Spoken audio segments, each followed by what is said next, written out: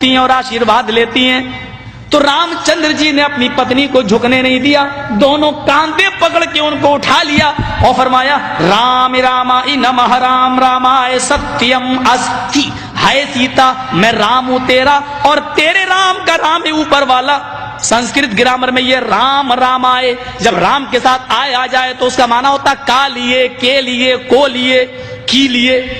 رام رام آئے، رام کے لیے نمسکار کرو، جھکو، یعنی اپنے رام کے سامنے نہیں بلکہ اس رام کے سامنے جو تیرے رام کا بھی رام ہے۔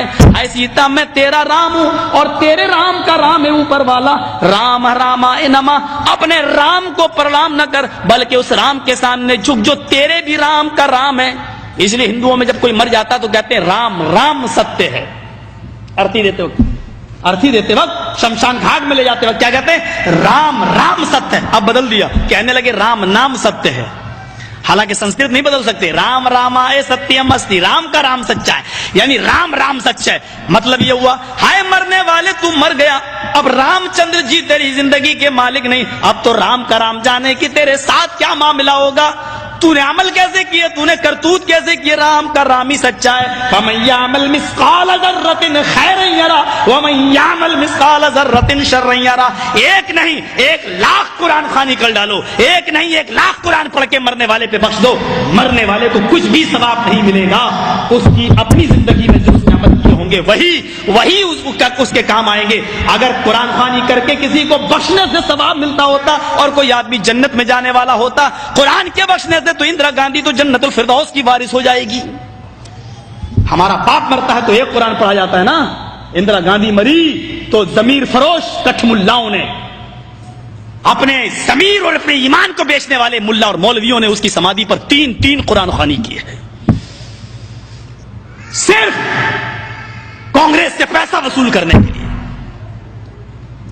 تین قرآن، ایک قرآن جس پر پڑھ کے بخش دیا جائے تمہارا باپ جنت میں چلا جائے، تین پڑھے جا رہے ہیں، کیوں نہیں جائے گا صاحب؟ وہ کافر ہے۔ کافر کہاں ہے؟ نہیں، وہ کلمہ نہیں پڑھتا، جو کلمہ تم پڑھتے ہو وہ بھی تو وہی کلمہ پڑھتا ہے۔ تم کہتے ہو لا الہ الا اللہ محمد رسول اللہ، اس کے یہاں پر بھی تو یہی کلمہ لکھا ہوا ہے۔ اتھرو وید کے 20ویں کانڈ میں، اور پنڈت مرنے سے پہلے اپنے بیٹے کو وہی انکہی کے جملے سکھلاتا ہے، لا الہ ہرنے پاپن الا اللہ پرم پدم، تو جو چاہیں سورگ تو جپے نام محمدم۔ ہے میرے بیٹے، مرنے سے پہلے لا الہ الا اللہ پڑھ لینا، تیرے سارے پاپ مٹ جائیں گے۔ لا الہ ہرنے پا الا اللہ، لا الہ ہرنے پاپن الا اللہ پرم پدم، لا الہ الا اللہ پڑھ لینا، تیرے سارے پاپ ہر ہو جائیں گے، مٹ جائیں گے۔ یہی تو اللہ کے نبی نے کہا تھا ان الاسلام یہدم ما کان قبلہ، اسلام لے آؤ۔ اسلام کب لایا جاتا ہے؟ جب کلمہ پڑھا جاتا ہے۔ ما کان قبلہ، جتنے بھی گناہ تم نے کیے ہیں سارے کے سارے گناہ معاف ہو جائیں گے۔ جو کلمہ تم پڑھتے ہو وہی تو وہ بھی پڑھتے ہیں، فرق اتنا ہے۔ دلیل کیا ہے؟ تم کھڑی مورتی کی پوجا کر رہے ہو، وہ پڑی مورتی، ایک پڑی مورتی کی ایک کھڑی مورتی کی، یہ شنکر بھگوان کی مورتی ہے، یہ بڑے پیر صاحب کا یا نظام الدین اولیاء کا مزار ہے، یہ احمد رضا خان کا مزار ہے۔ یہ کھڑی مورتی ہے، یہ پڑی ہے، جو کام اس پہ ہو رہا ہے وہی کام تو اس پہ بھی ہو رہا ہے، ورنہ مجھے بتا دو ہندو چنری چڑھائے مورتی پہ تو کافر، تم چادر چڑھاؤ تو پکے مسلمان، وہ ہار ڈالے تو کافر، تم پھول برساؤ تو پکے مسلمان۔ یہ کوئی چیز کھانے کی مورتی پہ چڑھائے تو کہے پرساد، پرساد کھانا حرام، یہاں پر کوئی چیز چڑھائی جائے اس کو کہو تبرک ہے، اور یہ کھانا بڑا مبارک۔ ہندو مورتی دھو کر اس کا پانی پیے اور کہے کہ یہ گنگا جل سے زیادہ پاک پوتر ہے، اس سے بیماریاں صحیح ہو جاتی ہیں۔ مسلمان اور اس کے موقع پر قبر دھو کر پانی اس کے بوتلوں میں بھرے اور کہے کہ اس کے آگے تو زمزم بھی فیل ہے، تو یہ پکا مسلمان۔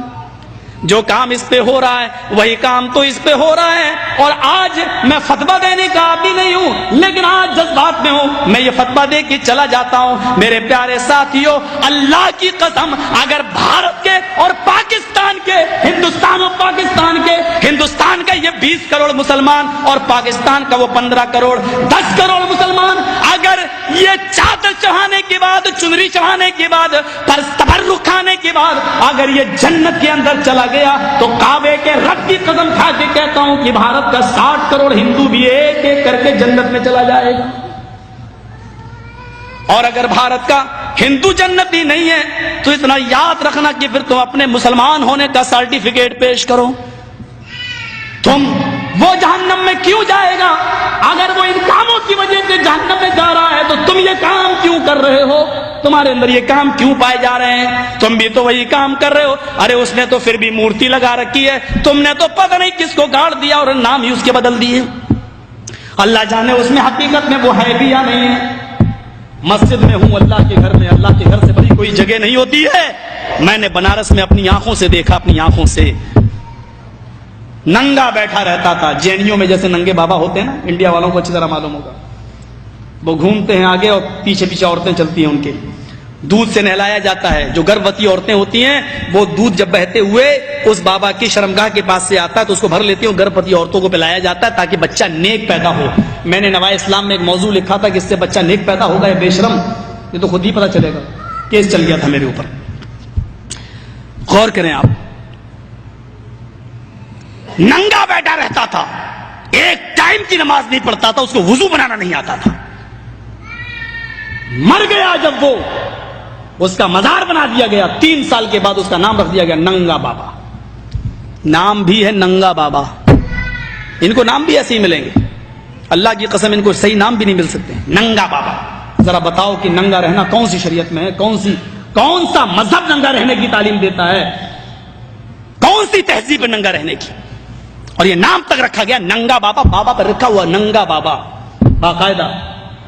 جیسے بریلی کے اندر تھا ایک کتا بابا، اب تو بدل دیا لوگوں نے، کہتے کتب بابا، کتب کر دیا. لیکن رکشے والے سے کہو کتب شاہ کے مزار پہ جانا تو جانتا ہی نہیں جب تک یہ نہ کہو کتا بابا.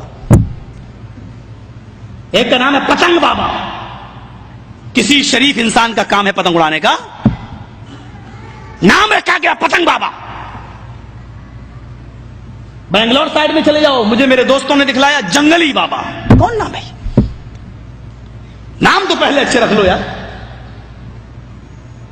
نام تو کم سے کم صحیح رکھو. یہ تو جو یہاں ہو رہا ہے وہ کام یہاں ہو رہا ہے. یہ میں نے ہندو دھرم سے ایک توحید بتائی. رام چندر جی نے کہا کہ اس کے سامنے جھکو جو تمہارے رام کا بھی رام ہے. ذرا اولڈ ٹیسٹامنٹ سے ایک توحید سنیے.